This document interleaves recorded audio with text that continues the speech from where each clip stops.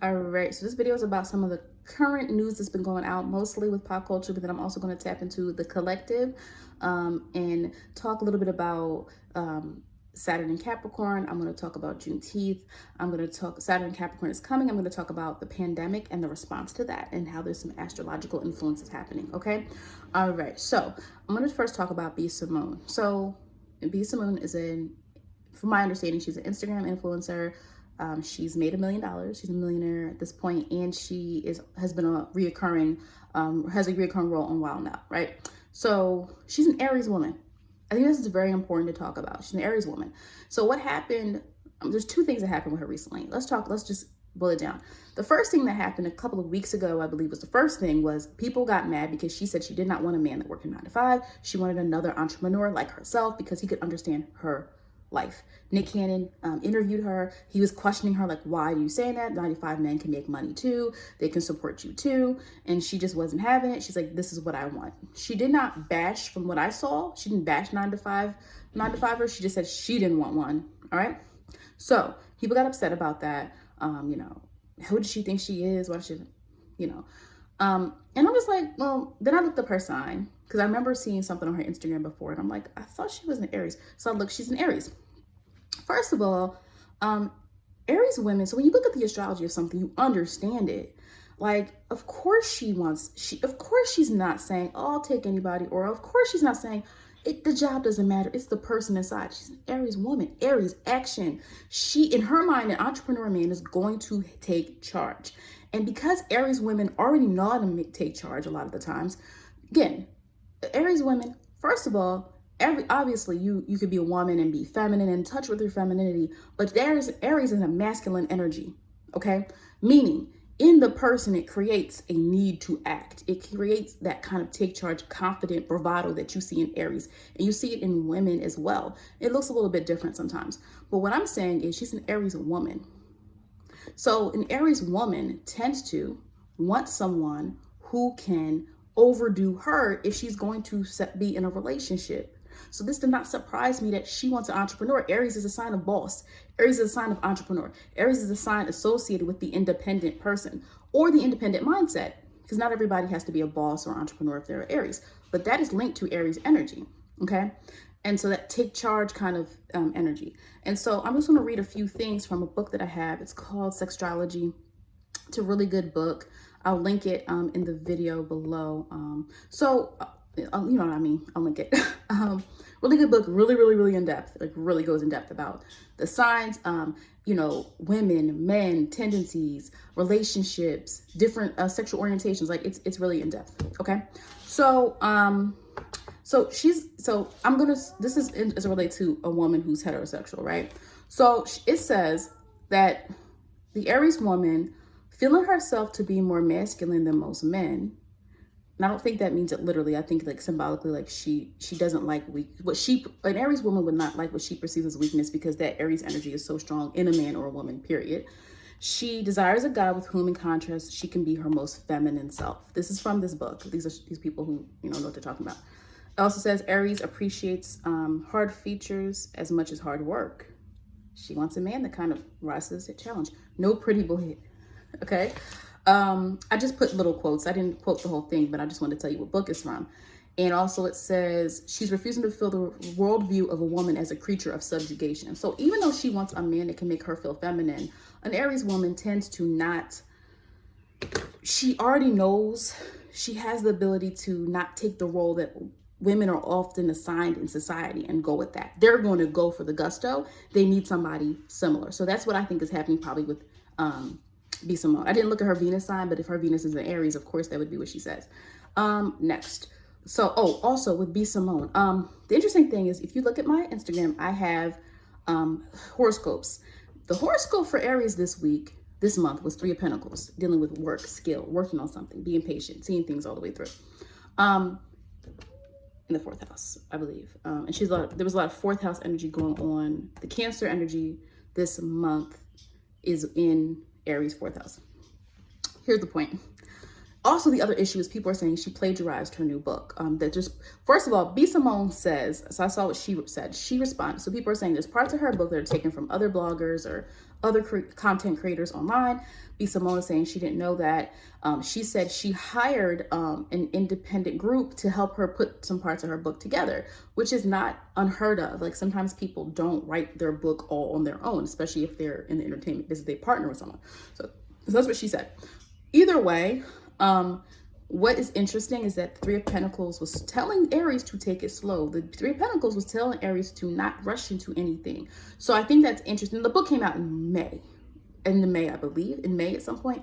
But I just thought it was interesting that that card came up for Aries, and then she's going through these particular kind of, you know, these situations that are really like on her.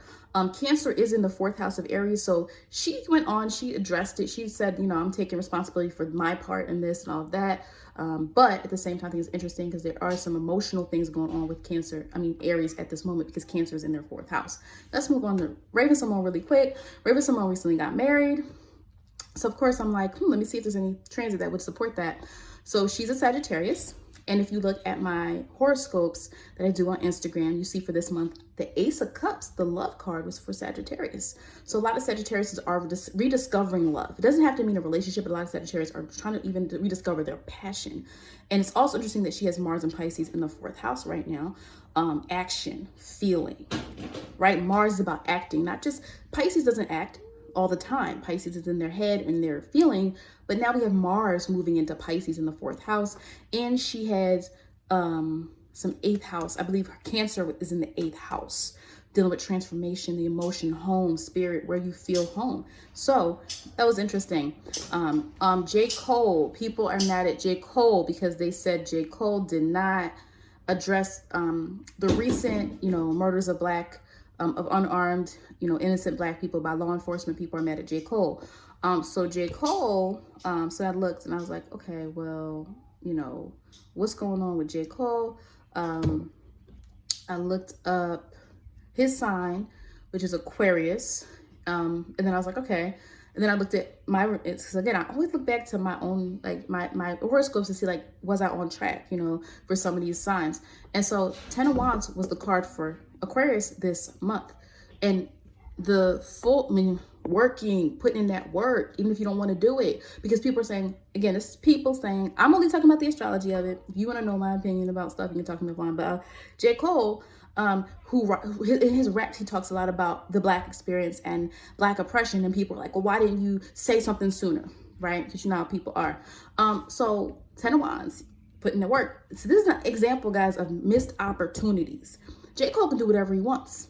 He doesn't have, you know what I mean? Like at the end of the day, everybody's gonna do what they want to do. But people, he missed the opportunity to capitalize on energy. And this is what I tell you guys about horoscopes.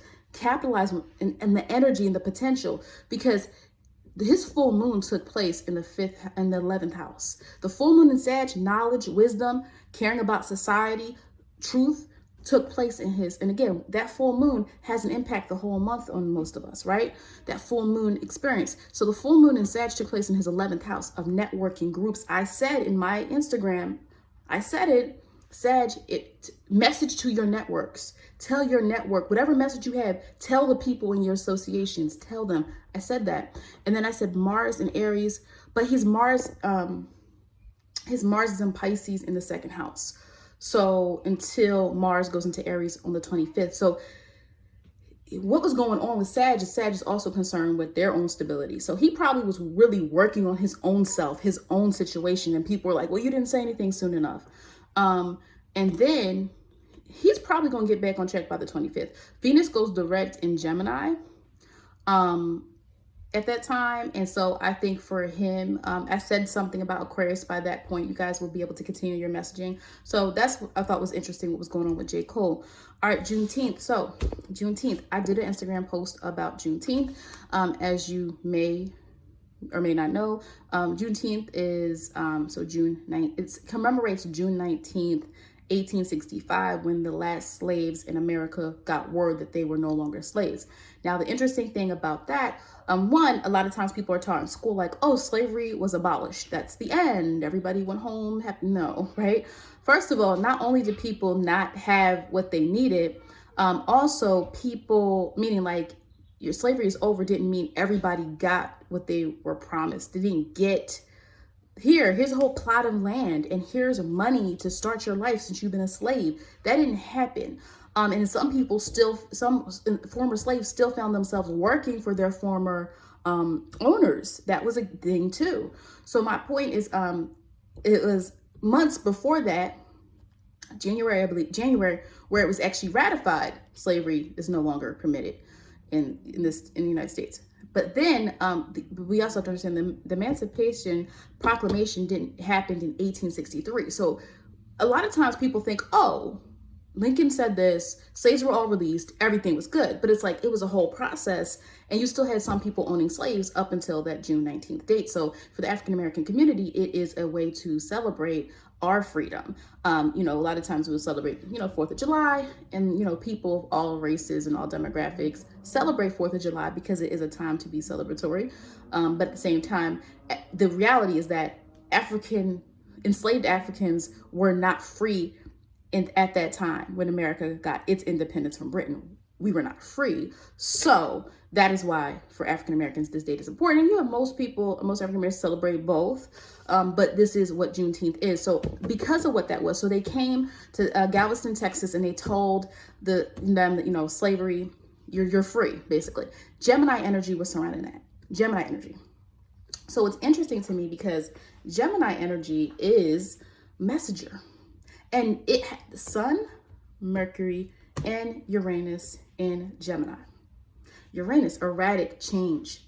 So you have that in the sign of thought and communication, right? And being objective. We're not putting, so we're away from the subjective. We're away from that Sag energy. And Gemini is about the objective, the facts, what is there. This is what we do. And with that, Libra of equality, harmony, balance, fairness happening. Libra, the North Node in Libra, and Saturn in Libra at the same time. So that's what I'm saying about energy joins up and it kind of helps move things forward. Okay, obviously in life is life. With or without astrology, life is going to move on. So I'm just saying this, sometimes things meet up and it helps explain how people responded to things. You see what I'm saying? And what at that time, so I thought that was interesting. What also I thought was interesting, what else? Neptune was in Aries at that time. And, you know, Neptune stays in the sign for a long time. But what we see here is, one, Aries is cardinal energy. Libra is cardinal energy. Your North Node is your spiritual path. So that North Node in Libra was necessary at that time for there to be an emphasis on freedom, equality. Now, we know we don't always have 100% of people believing in that, and we still don't today. But Neptune in Aries combines dreams and impulse with the Aries movement piece of get things done. Let's get this. Let's move this forward.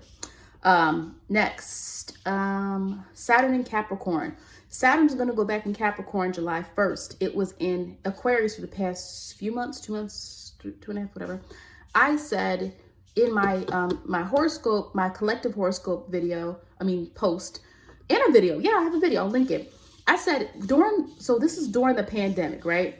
And I had said that Saturn in Aquarius, so Aquarius causes change and rebellion. And what we saw with the pandemic, when it started here in the States, what we saw was we started to see all the instability in our society. We saw the things that weren't quite working. You had some people going to the Hamptons because they have a house up there fleeing from this situation. You have some people getting laid off. You have some people's hours being cut. You have some people, they don't have the option to work from home. They're essential workers. They have to go out in the front lines. And then you had doctors and nurses who didn't have the correct, PPE. So you have you're exposing all these parts of our society. You have vulnerable groups of people contracting this more. So you start to see all of these things that are not quite right, that we already knew about, but this is now shedding a light on it because we have Jupiter in Capricorn, right? But then it goes into Aquarius. Why does Saturn have to go into Aquarius? What did I say a couple months ago? I said it was because you have to cause change. Capricorn is the status quo. So Saturn was in Capricorn. Saturn moves into Aquarius. Now we are free. Our thoughts are free when we hit Aquarius. We're able to look at things and say, well, we're just going to do what we never did before. Yes, it might be difficult, but we're going to do it. You also have seen the Saturn and Aquarius energy with response to Black Lives Matter. Okay, for most people, we know a lot about George Floyd, but we also had Breonna Taylor, who was also murdered. We also had Ahmaud Arbery months before, and then we realized that happened. I think it was a month before people actually knew about it. It happened, but it wasn't in the media. So we have, and this is not new, right? These type of events of, Black people, unarmed or innocent, being murdered by law enforcement, that's not new. And, we don't need to go in depth at this moment because we already know what's been going on, right? So that's not new, but you see more people than ever actually talking about it. You see more people than ever actually saying, let's change this. Let's do this. Let's do something different. Companies coming out. This is Aquarius energy. Even though we are not in Aquarius season, we are still seeing Aquarius energy. And because we have Gemini season, what's happening is the Gemini messaging. And now it's meeting up. And we also have Uranus and Taurus. We keep forgetting about that because that transit's been here for a minute. But Uranus, it shakes up the foundation of things. So we have all this energy happening now where people and companies, whether they're all legit or not, are saying Black Lives Matter and we're going to change how we operate and all this other stuff. Why? Saturn and Aquarius. And it's not just because of the astrology. It's all the events at once happening where people are like, whoa, something has to change. Now, again, this is a long road. This is why we're going to see if people mean what they say. We're going to see if people really believe what lives matter, Black Lives Matter. We're going to see in legislation, because now we have Saturn going back into Capricorn, authority, the iron fist, tradition. So all these things people say they're committing to, are they going to become long-staying things? So Saturn in Capricorn now gives us an opportunity to see. All right, during the pandemic, a lot of people were being very giving. They were saying we need to prioritize healthcare workers. We need to prioritize people who are disadvantaged. We need to prioritize this, and that. Our society, we're seeing where it's falling apart. Now Saturn going to a Capricorn, watch around you. Do people mean what they say? Are they going to put laws? This also is a great energy time to put laws in place, to put policies in place that help and support people. Okay. Next thing I want to talk about, the pandemic. So we know that many states have opened back up. States have gone into the green phase. But we've also heard of certain states having a record increase in coronavirus cases, such as Florida and Arizona. So a lot of the earlier states that opened up before other states are seeing a spike in cases, right? Now, what's happening with that is, one, some people are like, well, why are we pretending that everything's okay when it's not? And some people are like, well, we can't be trapped in here forever, whatever the case may be. So you have those opposing ideas. Well, you're starting to see, and then you had AMC say, they're not mandating masks when they open up. They're not doing it because they want their customers, I believe they said, to have like an enjoyable experience or whatever the case may be. But they said they weren't going to mandate masks. And then as of yesterday, I believe they're like, oh, they're going to mandate masks. And so public pressure probably, right? But the pandemic, you have to understand, now you have places reinstituting, saying, what did you have? You had Cuomo saying because some of the New York places that opened up weren't following the guidelines, he might have to shut things down again, or he threatened to do that or whatever. And people are like, no, you can't, So my point is, why is all that happening now? So it's such a weird phase where like things are moving forward, but then we're going backwards. First of all, we are in Mercury in retrograde. So yes, a lot of that stuff that was started in such this weird phase, this weird energy we have going on is now going to go back. Right? Mercury in Cancer, we're going to now go back to our safety. So yes, you're going to see more places instituting some of that pandemic safety. People are going to be more caught up now because Cancer energy, Cancer season. Cancer is protective. I know we talk about a lot as the nurturing aspect of Cancer, but Cancer is protective and it's where we feel secure and safe. So there is going to be an emphasis on safety as it pertains to life and pandemic type things as we get further into Cancer season, as we have the Mercury in Cancer.